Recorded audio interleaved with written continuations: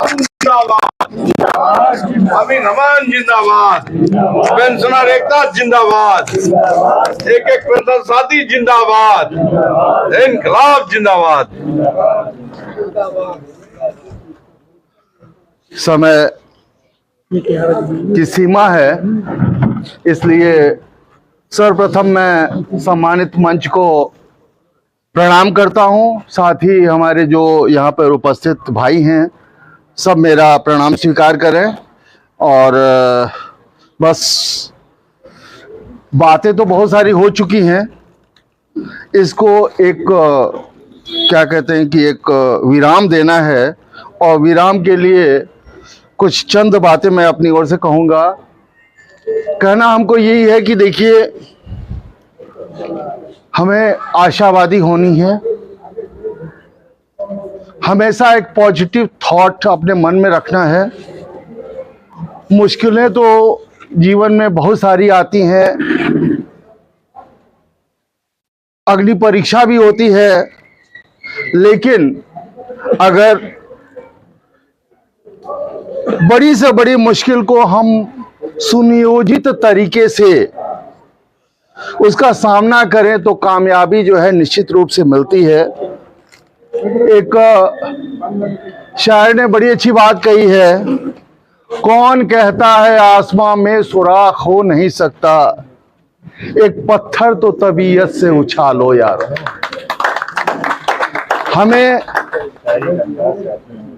हमें कोशिश करनी है, और हम समझते हैं कि अगर हम कोशिश करेंगे तो निश्चित रूप से कामयाबी हमारे कदम चूमेगी। भले ही विधेयक पास हो गया हो, राष्ट्रपति के हस्ताक्षर हो गए हों, बहुत कुछ हो गया हो, लेकिन अगर ईमानदारी से हम लोग स्ट्रेटजी के तहत काम करेंगे तो हम कामयाब होंगे। हमारे जो महासचिव हैं, सेक्रेटरी जनरल है भारत पेंशनर समाज के, लगभग प्रतिदिन सुबह शाम 40 से 45 मिनट रोज बातें होती हैं, और रोज का हम लोग डेवलपमेंट लेते हैं पूरे देश में कि हमारा जो ये आंदोलन है ये किस स्तर पे चल रहा है, कितनी % उसमें उपलब्धि मिली है, और सरकार क्या सोच रही है। साथियों, बीपीएस का स्ट्रेटजी 3 तरह का है, उसको मैं उजागर करना चाहता हूं। पहला चीज है कि हम लोग सोशल मीडिया पर अधिक से अधिक जोर दें। और सोशल मीडिया का मतलब क्या है, आपके पास यूट्यूब है तो यूट्यूब पे जितना पूर्वोत्तर रेलवे पेंशनर्स एसोसिएशन का जो भी चैनल है अथवा भारत पेंशनर समाज का चैनल है, उसमें एक छोटा सा घंटी का बटन आता है, सब्सक्राइब करने के लिए उसको टच कर दीजिए और छोटा सा एक कमेंट कर दीजिए, लाइक कर दीजिए। तो यही तो आपका रोल है। इतना क्या मुश्किल काम है क्या? पूर्वोत्तर रेलवे पेंशनर्स एसोसिएशन का फेसबुक है, उसको सर्च कीजिए, उस पे जाइए और उस पे अपना लाइक कर दीजिए, या कमेंट में यस या नो कुछ भी लिख दीजिए। उतना ही आपका बहुत बड़ा कंट्रीब्यूशन है। और तीसरा ट्विटर का है। ट्विटर आज के डेट में सबसे मोस्ट इफेक्टिव डिजिटल टूल है, जिसके लिए यहाँ तमाम ट्रेनिंग वगैरह दिया गया, और हम लोग पूरे देश में इस मुहिम को चला रहे हैं। आप लोग भी इसमें अपना योगदान दे सकते हैं। सब लोग अगर कर चुके हो तो अपने बच्चों से कराइए, बच्चों के मोबाइल से कहिए कि वो करेंगे, अपनी वाइफ के मोबाइल से कीजिए, अपनी बेटी को कहिए वो कर देगी, अपने दामाद को कहिए वो कर देगी। हर घर से 3, 4, 5 अगर होगा तो सारा का सारा हम लोग मेकअप कर लेंगे। सोचिए, अगर 1 करोड़ ट्वीट हो गया तो सरकार क्या करेगी। निश्चित रूप से जैसे किसान आंदोलन के वक्त सारा जो कानून था इसको कोल्ड स्टोरेज में डाल दिया गया, उसी तरह इस बार भी होगा। ये जो विधेयक है, बिल पास हुआ है, ये भी कोल्ड स्टोरेज में चला जाएगा, बशर्ते हम लोग अपने मुहिम पर कामयाब उस पर बने रहें, उसको करते रहें।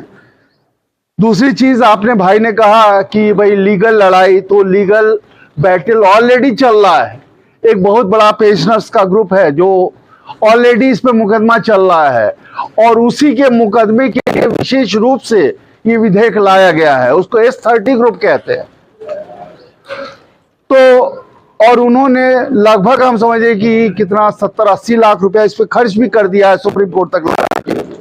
आगे उनके पास पैसे नहीं है, तो हमें अपनी ओर से कुछ डोनेशन दे के उनका मनोबल हाई करना है, उनको बकअप करना है, ताकि इस कानूनी जंग को भी हम लोग जीत सकें।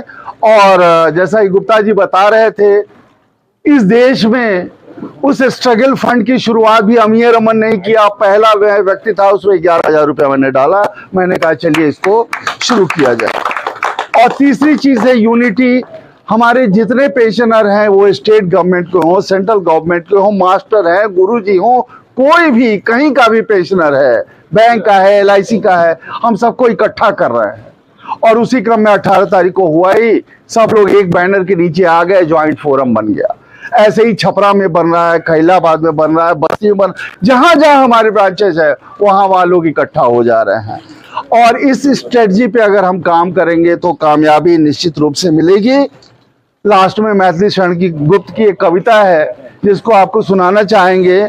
उन्होंने बड़ी अच्छी बात कही है, न रहो न निराश करो मन को, कुछ काम करो, कुछ काम करो, जग में रहकर कुछ नाम करो, यह जन्म हुआ किस अर्थ अहो, समझो जिससे यह व्यर्थ न हो, समझो निष्क्रिय जीवन को, कुछ काम करो, कुछ काम करो। तो कहने का मतलब यह है कि हमें निराश नहीं होना है, अपनी लड़ाई पर डटे रहना है, और निश्चित रूप से हम जीत के रहेंगे। Thank you very much. धन्यवाद रमन साहब।